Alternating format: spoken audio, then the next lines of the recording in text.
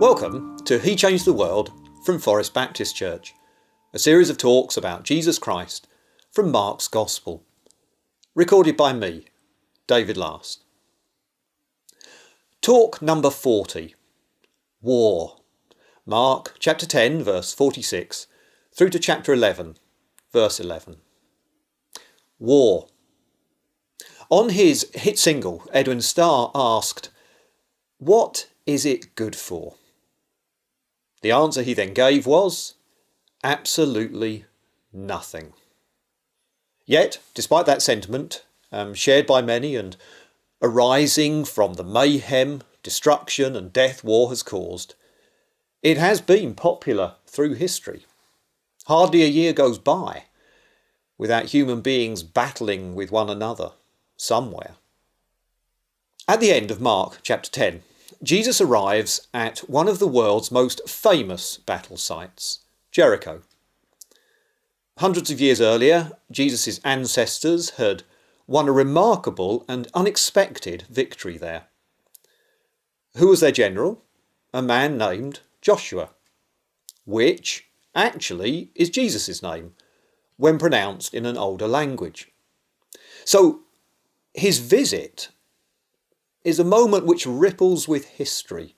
And some of the locals probably hope that this new Joshua will also win military victories in this city, particularly against the hated foreign king who currently oversees the area and has a home there. Not only that, Israel's capital city, Jerusalem, isn't far away.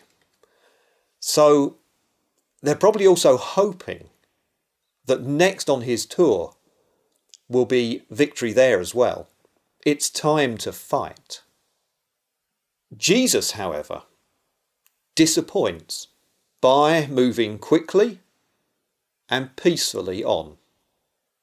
But that doesn't stop a disabled man calling him by a name which everyone is probably thinking of.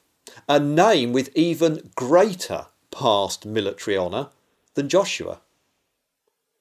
Son of David, he calls Jesus. David was a warrior king who ruled Israel with great success about 1,000 years earlier. And in fact, Jesus is truly one of his descendants. So the title isn't amiss. Except Jesus is not here to fight like David. Jesus has no desire to stain his hands with the blood of others that he strikes down. So he ignores the call until the man alters his cry to simply, "Teacher," at which point Jesus steps forward to help him. Does Jesus agree then with Edwin Starr? Is war good for absolutely nothing?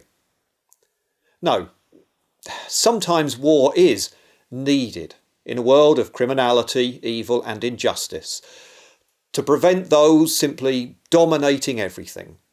Sometimes we have to fight for what is right, make war on wickedness. Jesus' attitude in Jericho isn't him showing disrespect to past military commanders, whether his namesake Joshua or his ancestor David. However, Jesus is making an important point. Military adventures may bring small victories that slightly improve life for a while, but they can never overcome the evil in the heart of humanity. They can only push it back down for a time. If you really want to change the world forever, you need something much more powerful. A victory like no other. Hence, Jesus' refusal to be the king, the leader the people want. Earlier, he showed that by turning down a volunteer army of 5,000 men. Now, he won't be a new Joshua, a new David, in the way the people desire. He must be a new type of king. To show this, Jesus has prearranged a special event. Using code words, he sends 2 friends to collect a colt from a village which he intends on riding into Jerusalem. This is odd. A pilgrimage festival is taking place, which means folk should walk into the city. But Jesus breaks the protocol with electrifying effect, and the crowd goes wild. They declare Jesus is warrior king after all. They form a guard of honour for him and lay out a carpet on the road of their cloaks.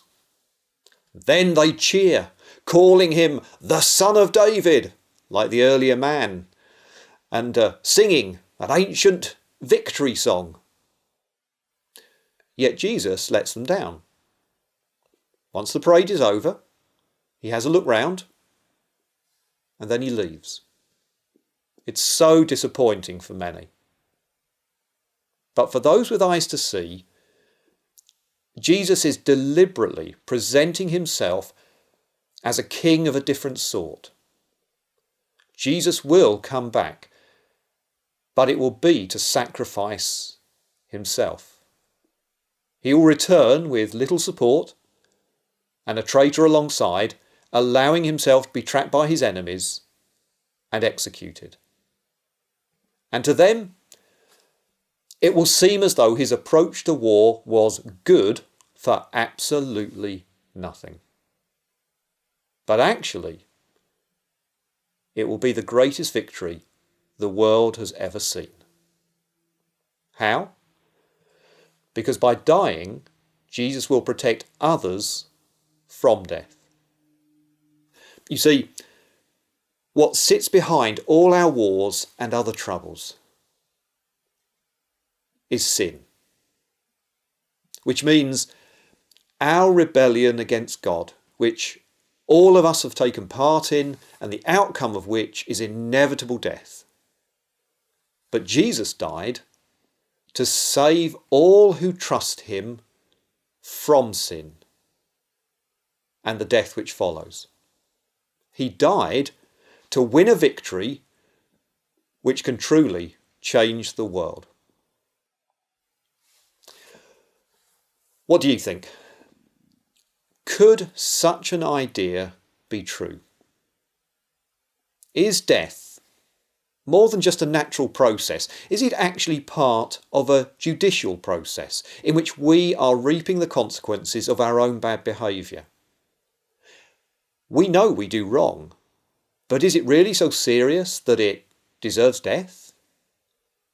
And is it possible for another, for Jesus, to take our place in death, to give us life? This is the message of the Bible. Will you investigate it further?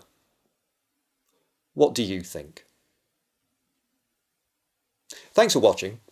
Before the video ends, you'll hear the passage in Mark's Gospel. So listen, pray, and then come back for the next video.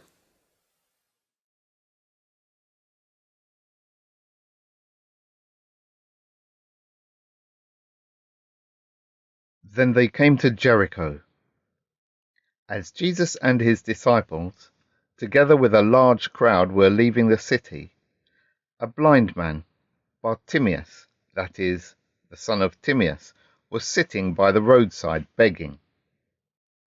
When he heard that it was Jesus of Nazareth, he began to shout, "Jesus, Son of David, have mercy on me."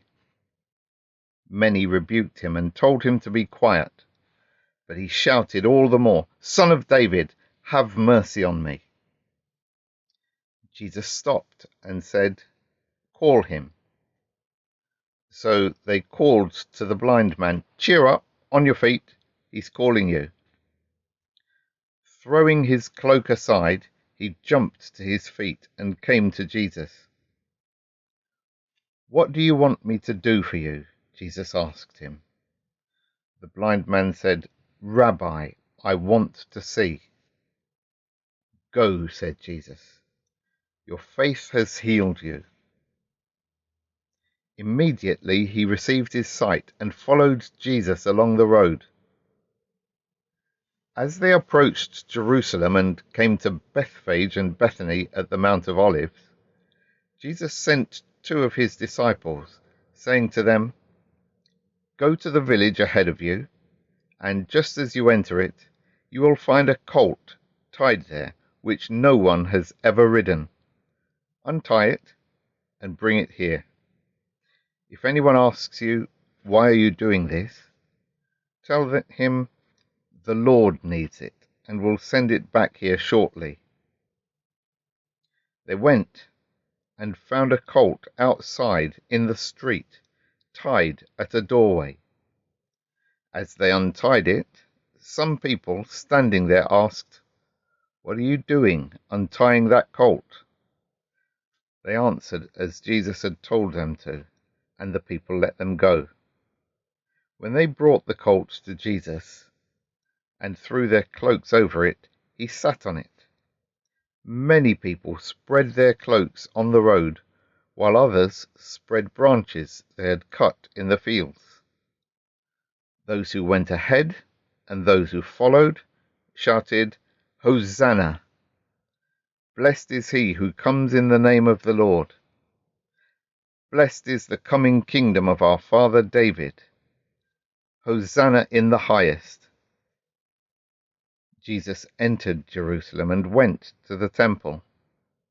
He looked around at everything, but since it was already late, he went out to Bethany with the 12.